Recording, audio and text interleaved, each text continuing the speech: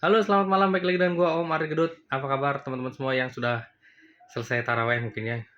Barusan makan, ini nggak buka puasa. Jangan kayak gua ya, buka puasa langsung makan Indomie. Waduh, yang ada perut kembung, mual, puyeng. Akhirnya gua nggak taraweh malam ini. Gara-gara pusing, mual ya. Tapi ya masih bisa bikin konten masih bisa lah. Teman-teman ada yang mau dibikinin konten mengenai ada yang tadi mau Om, gimana caranya minjem kredit 1 miliar, nilai jaminan 1,7 M, jangka waktu 10 sampai 15 tahun. Nah, ya. Jadi kreditnya 1 miliar ya. Gimana caranya ya? Datang ke bank aja. Ya iya, tahu lah Om gimana caranya ya. Jadi gini teman-teman ya, kalau kalau kredit 1 miliar, 1 miliar ke atas lah ya. Rata-rata ya, nggak semuanya ya, tergantung banknya juga. Biasanya yang ngajukan macam-macam ya teman-temannya. Ada yang perorangan, ada yang badan usaha, ya enggak. Perorangan misalkan teman-teman perorangan punya usaha atas nama sendiri. Izinnya tentu saja tidak mungkin SKU ya teman-teman ya. Kalau 1 miliar biasanya sudah SIUP, situ TDP, misalkan seperti itu izinnya. Apa SIU JK untuk konstruksi misalkan. Itu kalau perorangan. Tetapi kalau misalkan CV juga bisa. Nanti di situ ada direktur sama komanditernya. Terus ada lagi yang ngajukannya PT boleh. Nanti ada pengurusnya, ada direkturnya, dan ada pengawasnya itu komisarisnya, ya nggak seperti itu ya. Tapi kalau PT biasanya ada izin Kementerian Hukum dan HAM juga. Biasanya seperti itu ya. Itu mulai dari yang ngajukan. Siapa yang ngajukan terserah ya teman-teman ya. Saran gua kalau semakin besar usahanya, ya usaha dan kredit semakin besar, kalau bisa badan usaha ya teman-teman ya, badan usaha yang berbadan hukum ya teman-teman ya. Jadi lebih legal aja gitu. Tapi perorangan pun boleh, boleh. Oke, terus itu dari segi yang ngajukan. Kalau secara proses sih kurang lebih sama ya teman-teman ya. Proses sama lah. Ada modal kerja, ada investasi. Cuma gini teman-teman ya, kalau setahu gua namanya usaha, mau modal kerja, mau investasi, biasanya nggak ada yang sampai 15 tahun teman-teman. Biasanya maksimal 10 tahun, ya nggak? Modal kerja 10 tahun, investasi 10 tahun, ya nggak? Biasanya sih seperti itu. Kalau perhitungannya gimana? Kalau modal kerja macam-macam ya, bisa repayment ya, kayak gue bilang laba bersih dibagi angsuran.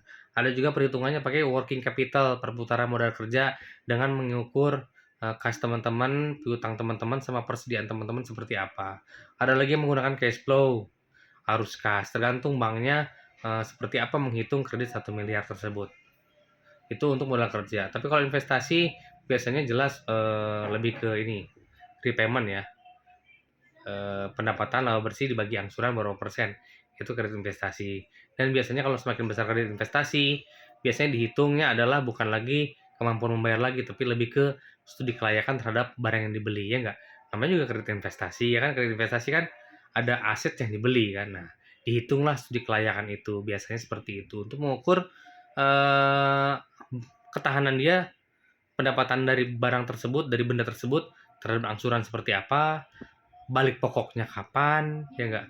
Terus macam-macam lah bisa dihitung dengan studi kelayakan. Biasanya bank studi kelayakan tergantung ya, ada bank itu sendiri yang mengukur studi kelayakan ataupun secara independen kalau kreditnya sudah besar ya. Tapi kalau 1 miliar mungkin studi kelayakannya sendiri. Atau bahkan tidak memakai studi kelayakan, cukup memakai kemampuan membayar saja. Laba bersih dibanding angsuran seperti itu ya. Untuk jaminan jelas ya, jaminan pasti biasanya kalau 1 miliar hampir sebagian besar bank menggunakan appraisal independen. Jadi penilainya bukan petugas bank sendiri. Jadi teman-teman ada biaya appraisal tuh, ya pihak ketiga. Berapa besarnya? Tergantung lokasi, tempat, titik. Kalau cuma satu titik kan dibilang 1,7 miliar. Ya mungkin biayanya sekitar 2 sampai 3 juta mungkin ya kalau nggak terlalu jauh ya. Kalau dalam kota segitu. Ya. Terus berapa maksimal kreditnya Om? Kalau maksimal kreditnya berapa? Biasanya bank mengukur dari 90% dari jaminan maksimalnya. Kalau di teman kita bilang jaminan 1,7 M kali aja 90%, berarti berapa? Kan 1,7 dikali 90% berapa tuh kan? 1,5-an misalkan seperti itu. Jadi maksimalnya 1,5 M kalau sesuai jaminan. Nah, tapi tergantung juga dengan coveran usaha teman-teman apakah sebesar apa gitu kan, kemampuan membayar seperti apa ya teman-teman ya. Sama, kurang lebih sama prosesnya, tapi biasanya agak panjang sedikit. Biasanya kalau UMKM, KUR, terus Kupra, Kupedes mungkin di bawah 1 minggu. Kalau ini biasanya 2 mingguan lah. agak panjang sedikit, maksimal. Tapi ada juga yang cepat. Ada, saya pernah proses kredit 3 miliar cuma 2 hari ya teman-teman ya, dulu ya gitu. Jadi tergantung, itu maksimalnya tergantung kondisi petugasnya, jelas ya petugasnya banknya seperti apa gitu. Prosesnya sudah, appraisalnya udah, slik jelas, slik ya. Slik kalau nama perorangan yang dilihat pasti perorangan sama suami istri, persis sama suami istri. Tapi kalau CV biasanya direktur sama komanditernya diperiksa, berikut pasangannya. Tapi kalau PT semua pengurus, direktur, komisaris, dan pemegang saham diperiksa sliknya semuanya, BI checking semuanya ya. Jadi nggak cuman direkturnya aja, tapi semuanya sampai ke pemegang sahamnya juga dicek ya, seperti itu. Oke, analisa sudah. Nanti kalau sudah disetujuin sama persis, ada persetujuan kreditnya, dikasih tahu teman-teman disetujuin berapa, maksimal berapa, jangka waktu berapa. Seperti gue bilang ya, nggak ada yang biasanya 10 tahun maksimalnya, nggak ada yang 15 tahun ya teman-temannya kalau untuk kredit usaha ya. Maksimal 10 tahun lah ya, baik modal kerja maupun investasi. Nanti ke teman-teman akad kredit, jelas tentu saja biasanya lebih lengkap, asuransi kebakarannya ada, asuransi kebakaran ya betul, notaris pasti ada, provisi biasanya 1%, 0,5 sampai 1% atau 2% lah tergantung ya. Tapi rata-rata biasanya kalau kredit 1 miliar 1%. Administrasi tergantung ya, ada yang 500.000, ada yang 1 juta tergantung ya.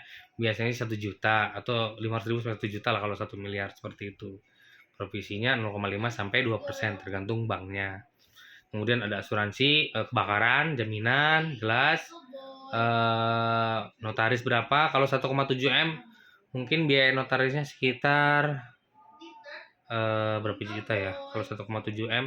Tapi kan kreditnya cuma 1 M ya. Kalau kredit cuma 1 M tuh ya mungkin biaya notarisnya mungkin bisa 12 juta mungkin ya. 12 sampai 13 juta mungkin ya. Terus juga ada biaya apa? Mengendap biasanya ada tetap teman-teman ya. Saya nggak tahu ya bank mana aja, tapi rata-rata 1 kali biasanya, nggak 2 kali ya. 1 kali angsuran. Kalau 1 M itu kalau 5 tahun, ini kira-kira ya, kalau 5 tahun cicilannya sekitar 20-an juta, 24 juta lah. 24-25 juta kalau 5 tahun. Kalau 10 tahun mungkin bisa di 13, 14 seperti itu ya. Tapi tergantung nanti lihat cicilannya berapa, banknya bagaimana ya. Itu hanya gambarannya kira-kira seperti itu ya. Apalagi ya? Itu sih teman-teman, secara proses kurang lebih sama ya, cuman paling ada biaya appraisal ya. Karena biasanya appraisalnya independen. Kalau biaya-biaya lain kurang lebih sama. Mungkin prosesnya agak panjang sedikit karena dihitungnya agak banyak ya. Tapi ya so-so lah ya. Tergantung menterinya juga, karena seminggu cair juga bisa ya. Bisa, karena seperti gue bilang, gue pernah ngerjain 3 M dalam waktu 2 hari doang. Tergantung dari kemampuan analisnya melihat melihat analisanya lah ya. Kan 5C ya enggak? Nanti lo gue bahas lah 5C apa sih, dilihat bank tuh dari 5C dari nasabahnya gitu. Ya paling itu saja yang bisa gue sampaikan ya mengenai pengusulan kredit 1 miliar ya. Bisa modal kerja, bisa investasi. Oh iya, satu lagi ya, 1 miliar juga bisa selain yang ngasur ya, bisa rekening koran juga bisa ya.